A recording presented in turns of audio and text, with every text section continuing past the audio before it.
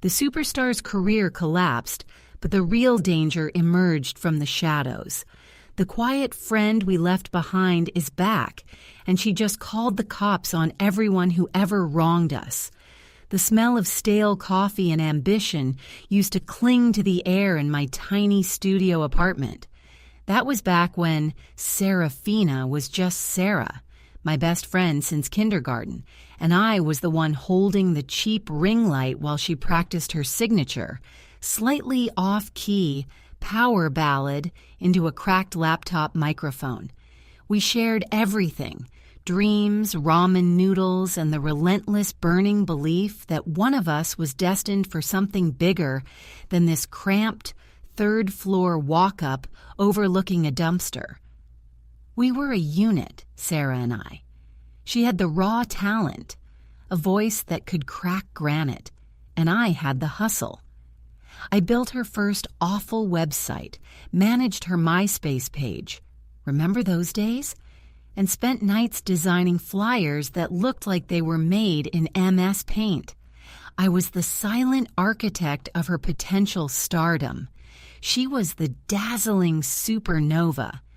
"Just imagine, Alara," she'd say, pacing the worn linoleum floor, her eyes wide and glittering like cheap costume jewelry, the sold-out arenas. "You'll be backstage, running everything. My rock, my right hand." I believed her. I poured every spare dollar, every waking hour into making Serafina happen. I sacrificed relationships, turned down entry-level jobs that offered stability, all for the vague promise of when this takes off. Then, the internet happened. Specifically, a viral lip-sync video of Sarah covering an obscure indie track, perfectly timed, perfectly executed. Overnight, Sarah became Serafina. The local gigs turned into regional tours. The cheap microphone was replaced by professional studio gear. And slowly, imperceptibly, the center of our universe shifted. It started subtly. A missed call because she was in a crucial meeting. A canceled brainstorming session because she needed to focus on her brand. Then came the managers, the publicists, the agents, slick, suited vultures who circled Serafina like sharks around chum. And I was suddenly relegated to old friend status. The person you call when you need someone to proofread a contract at 2 a.m. because your real assistant is too expensive or too competent to handle something so minor. The final, stinging betrayal didn't come with shouting or drama. It came with a press release. A glossy, professionally photographed announcement for her debut album. My name was nowhere in the acknowledgments, not even a tiny thanks to E. But the real knife twist was the cover art. It was a meticulously staged photo shoot, but in the background, blurred out, almost an afterthought, was a cheap painted canvas that I had spent 3 weeks creating for her first ever EP cover. It was a visual erasure. She'd taken my work, minimized it, and presented it as an accidental piece of scenery. When I confronted her, she didn't even look up from her phone. She was already famous, already orbiting planets I couldn't reach. "Alara, be realistic," she sighed, her voice now carrying the polished timbre of 1,000 interviews. "This is business, your family, but you're not marketable. You don't fit the narrative. We needed a clean slate." That night, I deleted every photo of us together from social media. I shredded the old flyers. I burned the acceptance letter to the music business college I'd been planning to attend with her. I retreated, started working triple shifts at a bookstore, and tried to bury the ghost of Serafina under stacks of dusty literature. 5 years passed. 5 years of watching Serafina dominate the charts. 5 years of seeing her face on billboards, hearing her voice turn up in every grocery store, every taxicab, every high-end commercial. She was the definition of success. I was the definition of what happened to the people left behind. Then, The rumors started filtering through the digital ether, small cracks in the otherwise perfect facade, a poorly delivered live performance where her voice sounded thin, reedy, a social media post that looked suspiciously like she was crying while holding a glass of champagne. The narrative was starting to fray, and I, despite my best efforts, still followed the news outlets dedicated to every flicker of Serafina's life, hidden deep in the dark corners of the internet. Last week, the news broke like a sonic boom. Serafina's highly anticipated world tour was abruptly canceled. Not postponed, canceled, no official reason given, just vague statements about creative differences and personal health. The internet went ballistic, dissecting every past interview, looking for the sign of the inevitable collapse. I felt nothing, a dull sense of satisfaction perhaps, but mostly just the quiet hum of my own survival. I was fine. I had built a small, stable life. I was finally saving for a real apartment. The bitterness had faded into scar tissue. Until last night. I was locking up the bookstore, the streetlights casting long, lonely shadows across the pavement. I heard the sound before I saw the figure huddled near the back entrance. A sound I hadn't heard in half a decade, yet it was instantly recognizable. A desperate, muffled sob. I froze, my hand hovering over the deadbolt. Slowly, I turned toward the sound. Standing beneath the flickering neon sign of the closed laundromat next door, wrapped in a cheap, sodden trench coat that looked 3 sizes too big, was a woman whose face was obscured by shadows and tangled, unkempt hair. But the silhouette, the undeniable curve of the shoulders, the way she clutched her arms tight against her chest. I recognized her even before she lifted her head, revealing eyes swollen shut, smeared mascara tracing dark paths down cheeks that had lost the glow of studio lighting. She looked ravaged, like a beautiful statue left out in a decade of acid rain. "Alara," she croaked, the sound barely a whisper, stripped bare of all the vocal polish I remembered. "Please, you have to help me." The air immediately thickened, growing heavy with the decade of unspoken resentment and discarded dreams. The sound of the city, the distant wail of a siren, the rumble of a late-night bus, seemed to mute, leaving only the sharp intake of my own breath. Serafina? The name felt alien on my tongue, a relic from a past life I'd meticulously boxed away. I instinctively stepped back, my hand tightening around the heavy metal keyring, a pathetic makeshift weapon against the monumental disaster standing before me. She took a stumbling step forward, heedless of the dirty puddle her cheap boots splashed through. "It's Sarah. Please, Alara, it's Sarah." She tried to reach for me, her hand trembling violently but stopped short, recognizing the invisible barrier I had erected between us. "Help you?" I echoed, my voice dangerously level. "After 5 years of radio silence, after you publicly erased every ounce of shared history we had, what possible need could Serafina have for the bookstore clerk you decided wasn't marketable enough to be near your shine?" The humiliation in her posture was palpable. This was the woman whose face adorned billboards, reduced to shivering in a wet coat in an alleyway, begging. It was a sight that should have brought sweet vindication, but instead it brought a cold, unsettling dread. Fame, I realized, didn't just elevate people. It often incinerated the safety nets they depended on. "I lost everything," she whispered, tears beginning to track new paths through the dirt on her cheeks. "The management company, they drained me dry. They took the publishing rights, the masters, everything. I tried to fight them, but they had lawyers on retainer that made yours look like a coloring book. When the tour collapsed, they cut me off completely. They want me silent." "Good for them," I managed, though the words tasted like ash. "Maybe silence is what you earned." "No. Ilara, listen to me. They didn't just cut me off. They made sure I stayed cut off. I can't access my old accounts. I can't get a hotel room under my own name. They've been monitoring my public digital footprint, but they didn't think I'd resort to this." She gestured vaguely at the grimy surroundings. "I need a place to hide, just for a few days, until I can get a lawyer who isn't on their payroll." Hiding. The very idea sent a spike of panic through me. My life was quiet, small, and fiercely protected. Bringing Serafina, the volatile, famous, and now clearly desperate Serafina, into my sanctuary felt like inviting a controlled explosion into a library. "You think I'm going to let you back into my life, into my apartment, after what you did?"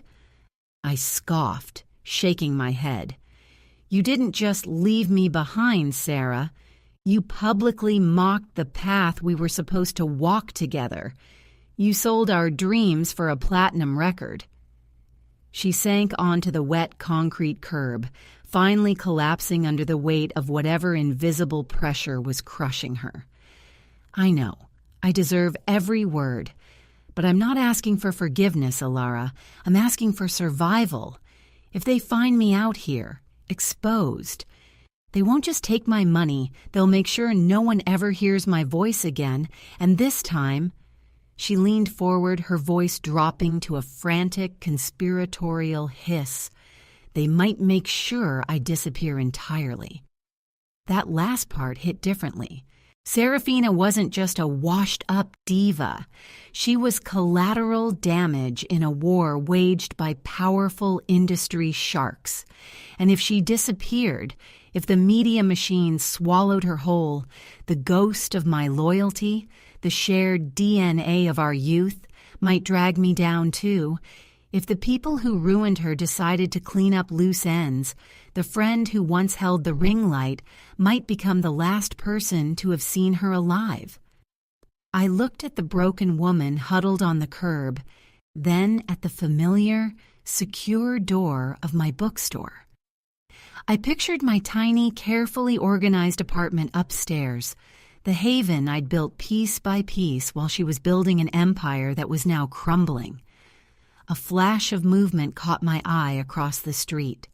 A sleek, black, unmarked sedan, parked under the perpetual shadow of the elevated train tracks, had been there for the last 10 minutes.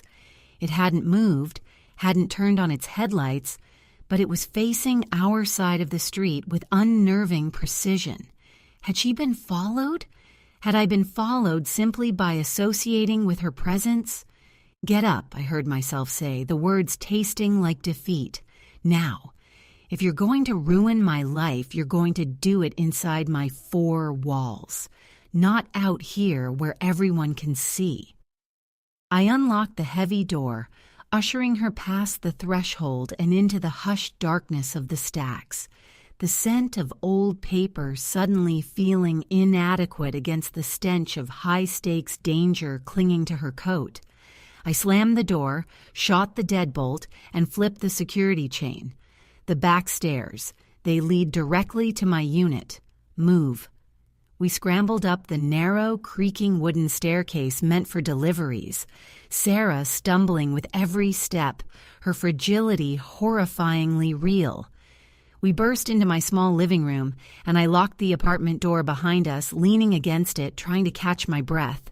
"They followed you, didn't they?"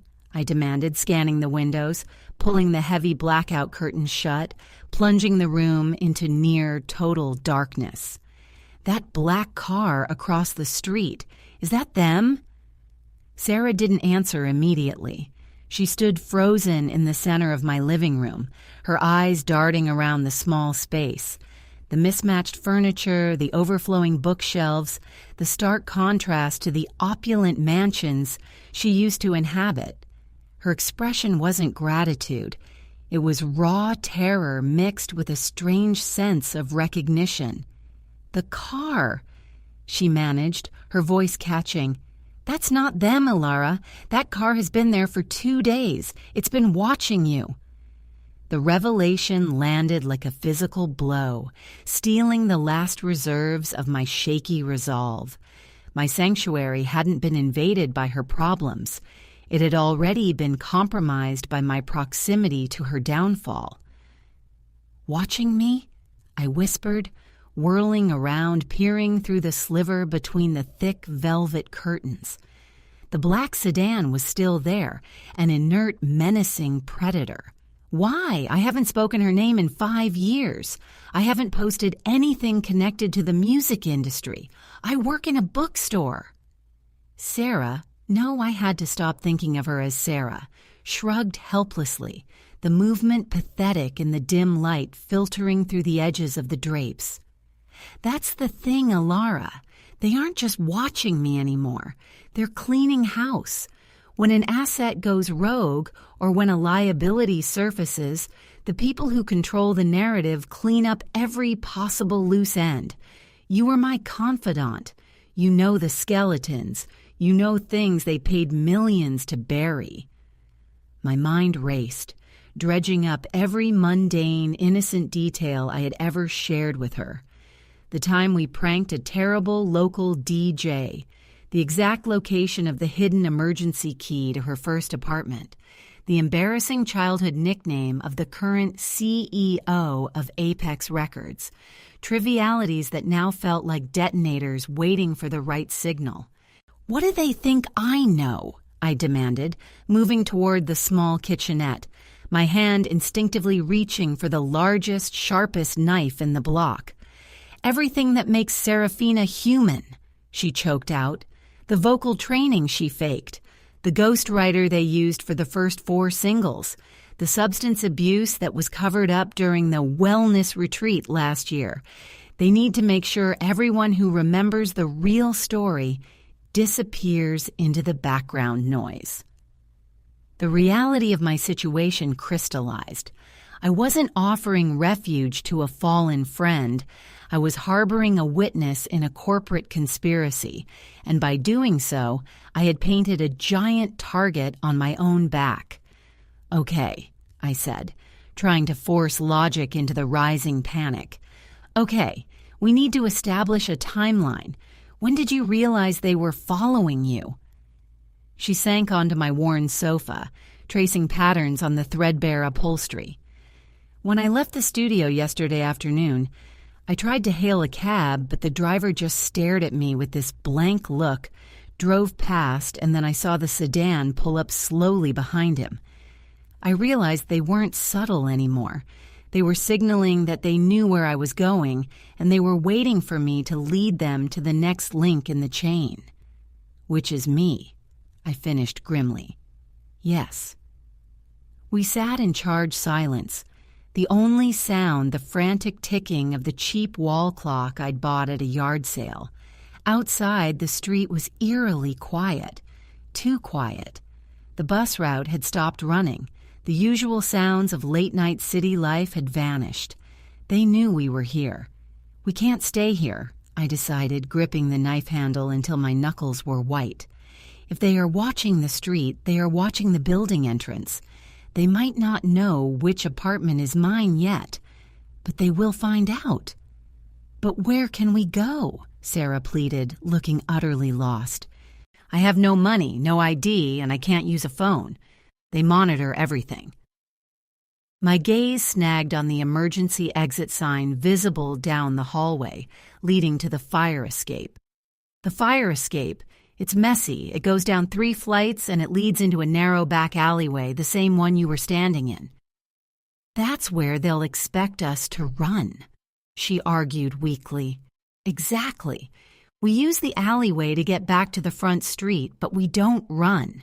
We walk calmly like 2 people leaving a late-night convenience store run. We need to ditch this coat, ditch this hair. I looked at her disheveled appearance and disappear into the crowd that will eventually materialize when the bars let out. I moved to my closet, pulling out a drab, oversized gray hoodie and a beanie that usually kept my hair contained on cold mornings. Put this on, pull the hood low, do not look anyone in the eye.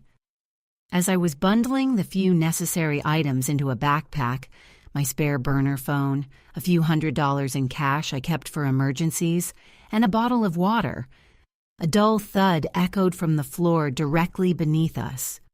It wasn't the sound of the plumbing. It was heavy, measured, and directly beneath the main entryway. Then came a sound that chilled me to the marrow, the distinct metallic scraping of a lock being expertly tampered with. Not a jiggle, not a forced break-in, but the precise sound of professional entry tools working on the deadbolt of my apartment door. "They're not waiting for us to run," I hissed, grabbing Sarah's arm and dragging her toward the fire escape door. "They knew where you were going. They didn't just follow you, they were already waiting for me." We flung open the fire escape door. The rusty metal groaned in protest, a piercing shriek that seemed deafening in the suddenly silent night. We tumbled out onto the rickety metal landing, the city air hitting us cold and sharp. I wrestled the door shut just as a loud, splintering crack sounded from inside my apartment, the noise of the security chain snapping under significant force. We scrambled down the first flight of stairs, the metal rungs vibrating under our hurried descent. I didn't dare look up, but I could hear movement from above, heavy, deliberate footsteps inside my apartment, followed by a voice, amplified and distorted, echoing down the stairwell shaft. "Elara Vance, we know you're there. This ends now. Come back upstairs and we can discuss terms." The voice wasn't menacing. It was terrifyingly calm, the voice of a corporate lawyer reading a termination notice. We hit the second flight, Sarah sobbing quietly against my shoulder. We were almost clear. Just one more set of stairs and we'd be back on the pavement. As my foot reached for the bottom step, the metal groaned ominously. A shadow fell across the alley opening just ahead of us, a massive silhouette blocking the exit. It wasn't the slender, suited man I expected. This figure was broad, clad in dark tactical gear, holding something long and metallic that reflected the faint moonlight.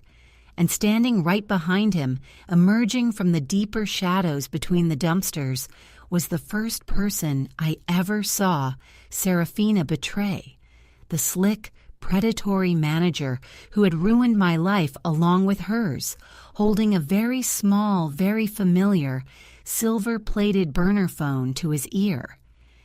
"Apex Records confirms," the manager said smoothly into the phone, his eyes locking onto mine with cold triumph. "The witnesses are cornered. Secure them."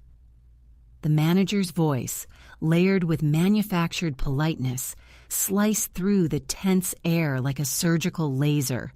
He didn't even look at Sarah, who was shaking so violently beside me that the entire fire escape platform seemed to sway. His focus was entirely on me, the collateral damage he hadn't anticipated needing to clean up personally. "Terms?" I spat, tightening my grip on the knife, the only thing anchoring me to reality. "There are no terms with vultures." The tactical man, a private security operative clearly, took a slow, measured step forward, effectively cutting off our only clear route to the street. He wasn't looking at us with aggression. He was looking at us with the detached efficiency of someone servicing heavy machinery. "Elara?" the manager sighed, shaking his head as if disappointed in a mediocre student. "You really think that little trinket is going to stop a licensed response team? Give it up. You've been a loyal employee to Serafina for years, even after you were unceremoniously fired. Show that loyalty now by cooperating. We just need to scrub the digital footprint, and perhaps secure a few non-disclosure agreements about the location of certain assets. Assets? I shot back, glancing desperately at Sarah, whose face had gone completely white. The terror was no longer about fame or money. It was visceral survival. The Masters Alara, the unpublished tracks, the ones that prove Apex leveraged insider information to undercut the entire competition. Sarah signed them over in panic when she couldn't pay her bar tab last month. If those tracks leak, Apex faces a RICO investigation, not just a contract dispute. We can't have two people walking around who remember the physical copies. My heart hammered against my ribs. The creative differences were a smokescreen for criminal enterprise, and Sarah, in her desperation, had handed them the smoking gun. "She's not signing anything else," I growled, positioning myself slightly in front of her. The security operative raised the metallic object he was holding. It wasn't a firearm, which offered a microscopic sliver of hope, but it was worse. It was a specialized industrial-grade taser designed for crowd control, its prongs looking wickedly sharp even in the dim light. "Last chance, Alara," the manager called out, his voice losing its veneer of calm. "Step away from the fire escape." I knew I couldn't fight them conventionally. The operative was trained. I was fueled by 5 years of suppressed rage and adrenaline. My eyes darted around the small landing. There was a loose bolt on the railing near the corner, one I'd noticed years ago during a brief, drunken foray onto the fire escape with Sarah. It was weak, corroded. Sarah, remember that night we tried to climb onto the roof to watch the meteor shower? I asked quickly, my voice low, hoping the shared memory would snap her out of her paralyzing fear. She blinked rapidly, a flicker of the old Sarah crossing her features. The rusty drain pipe. "You almost fell." "It's still there," I confirmed. "When I move, you run back up. Climb to the roof. Don't look down. Go." The manager recognized the shift in tactics. "Stop them! Don't let them reach the roof access." The operative moved with surprising speed. He lunged, aiming the taser's probes directly at my chest. I didn't hesitate. Instead of retreating, I lunged toward him, but not at his body. I swung the heavy kitchen knife in a wide arc, aiming for the railing directly beside us. The blade connected with the rusted bolt with a sickening crunch. The old metal screamed in protest. The operative's momentum carried him forward, his heavy tactical boot landing right on the compromised section of the railing just as the bolt sheared completely. With a screech of tortured iron, a section of the landing about 3 feet wide detached from the building structure. The operative howled, losing his footing as the platform tilted violently downward, pitching him backward into open air. The taser clattered uselessly against the brick wall. He fell about 10 feet before his heavy frame caught awkwardly on the railing of the landing below. Dangling precariously between floors, limbs flailing. "Go! Now!" I yelled at Sarah, shoving her toward the access door leading back into my apartment. She scrambled back inside just as the manager, momentarily stunned by the sudden, brutal athleticism of the scene, recovered his composure. He didn't waste time yelling at the dangling guard. He looked up the stairwell, realizing I was the next target. But Sarah was already inside, and I was still on the landing. "You should have stayed down, Alara," the manager murmured, drawing a compact, silenced pistol from his jacket, a tool far more serious than a taser. He raised it slowly, aiming not for my center mass but deliberately for my legs, intending to disable me before I could follow Sarah inside. I backed up against the remaining section of the railing, the knife useless at this range. The cold steel of the gun barrel felt impossibly large in the moonlight. Just as the manager's finger began to tighten on the trigger, a tremendous crash erupted from inside the apartment above, the sound of heavy furniture being violently overturned. Then, a deafening, piercing scream tore through the night, amplified not by a microphone, but by sheer, unadulterated terror. It was Sarah's voice, raw and completely unpolished. But before I could process why she was screaming like that or if she was attacking, the sound cut off abruptly, replaced by a choked, gurgling gasp. The manager flinched, momentarily lowering the gun toward the apartment door, confusion replacing his focused aggression. What was that? Did she... That fraction of a second was all I needed. With a desperate surge of strength, I flung myself backward, not toward the safety of the open apartment door, but through the opening where the railing had ripped away, aiming to land on the lower landing where the security guard was still dangling. I landed heavily, the impact rattling my teeth, but I didn't care.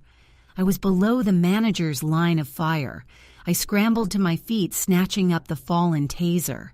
As I spun around, pointing the weapon back toward the open apartment door, the manager stepped into the light of the alleyway, his pistol tracking my movement. But he wasn't alone.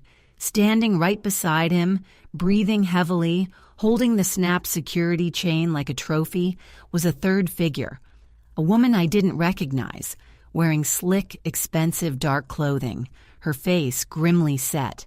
And she wasn't looking at me. She was looking past me, down the alley toward the main street. "Too late, gentlemen," the new woman announced, her voice calm and authoritative. "The police cruisers are pulling up to the front of the building. I tipped them off 30 seconds ago. You were so focused on the liability inside, you missed the bigger threat outside."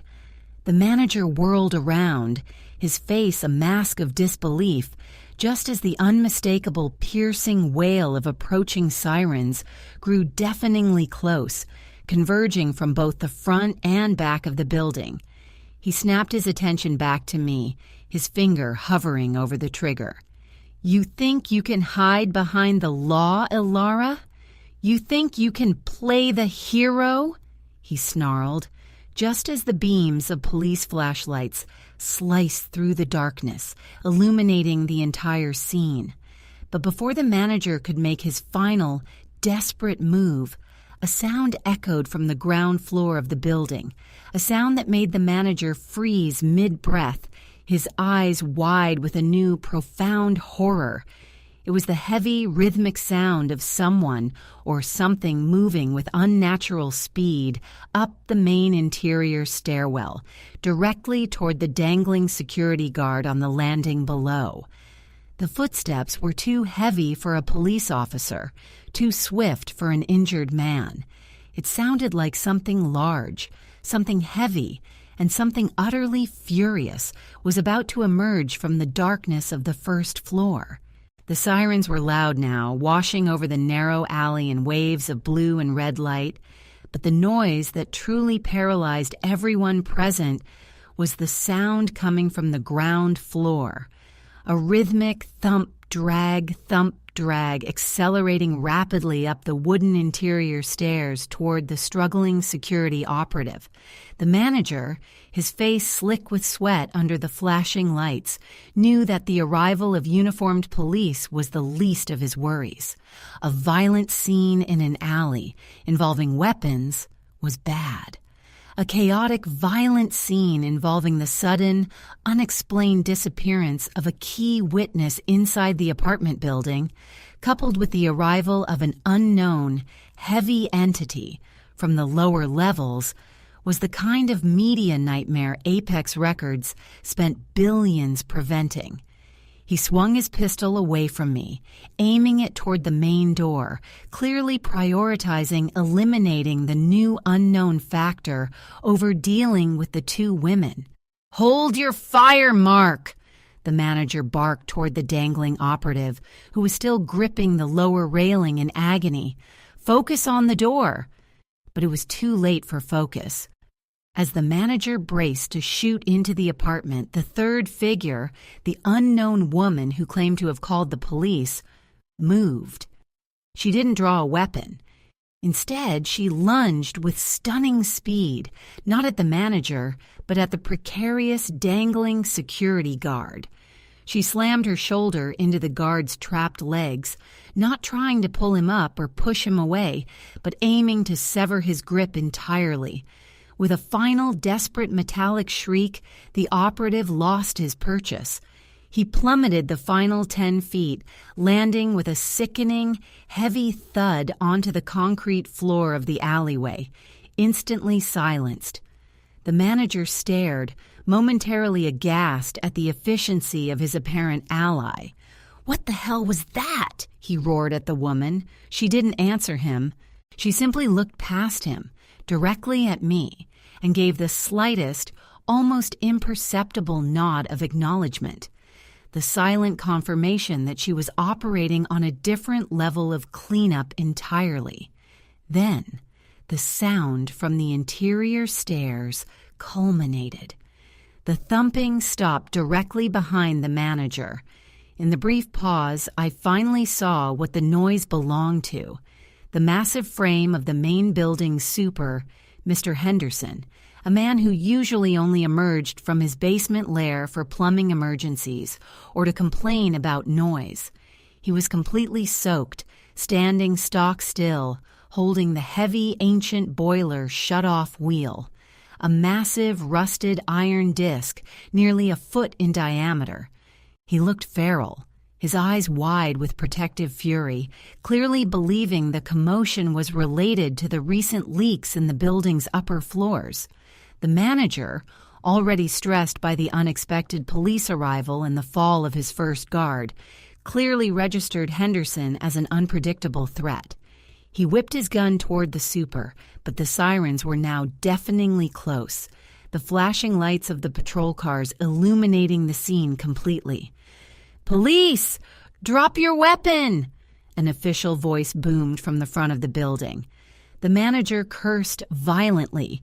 He looked at the super, at me holding the taser, and at the third, mysterious woman standing calmly beside him, effectively pinning him between law enforcement and organized chaos. He made a split-second calculation. Arrest was manageable. A shootout was not. With a final glare of pure venom directed at me, he tossed the silenced pistol onto the ground near the downed operative. "This isn't over, Vance," he shouted, before raising his hand slowly in surrender to the incoming patrol officers who were now flooding the alley entrance. The sudden cessation of immediate threat left me weak. The adrenaline crashed, leaving behind a terrifying hollowness. As officers swarmed the manager and secured the now conscious, groaning security guard, I stumbled toward the apartment door. I found Sarah huddled in the corner of my living room, behind the overturned bookshelf, clutching my pillow to her chest. She was alive, but utterly broken. "The scream," I whispered, my voice hoarse. "What happened?" She pointed a trembling finger toward the open window, the one I hadn't managed to close fully during our frantic escape. "I tried to call out," she choked, tears still streaming, but now mingled with utter bewilderment. "I tried to scream for help from the apartment above us, Mr. Henderson's floor, but they'd already cut the line. The phone was dead. But when I looked out, Alara, I didn't see the manager's men up there. I saw her." She gestured toward the fire escape landing, where the mysterious woman had just stood moments before, coordinating the takedown. "The woman who called the cops," Sarah whispered, looking at me with dawning horror. "She wasn't one of their cleanup crew. She wasn't mine. She was watching from the roof. She looked down at me while I was screaming, and she wasn't scared. She looked annoyed. She didn't call the police to save us, Alara. She called them to trap the men who were working for Apex." I looked back out into the alley, now swarming with law enforcement. The mysterious woman was gone, swallowed by the chaos she had orchestrated. The manager was cuffed. The threat of Apex Records felt temporarily neutralized thanks to a timely, silent intervention. But the implication of Sarah's final discovery settled heavily in the quiet apartment, far more terrifying than the armed men or the angry manager. If that woman was watching from the roof, if she was powerful enough to manipulate the arrival of the police, and if she had been observing both sides of this corporate collapse. Who? I managed, staring at the empty fire escape. Was she working for? Sarah stared at me, tears drying on her cheeks, replaced by a chilling, vacant understanding. I don't know who she works for, Alara, but I know who she was. Before Serafina, before any of this. She was the girl who lived on the roof of our old apartment building, the quiet one. The one we always joked about never having heard sing a single note. I recognized the description instantly, a name from the deepest forgotten recesses of our shared past, a girl who had always been present on the periphery of our desperate ambition, always watching the noise we made, never joining in, a girl whose own dream had been crushed by our careless noise 5 years prior. Mina, I breathed, the name tasting like cold metal. Mina was on the roof. Sarah nodded slowly, hugging the pillow tighter. And now, Alara, the people who helped make me famous are gone. But the one person who had every reason to hate us both is standing on the edge of our new life, and she's finally got our attention.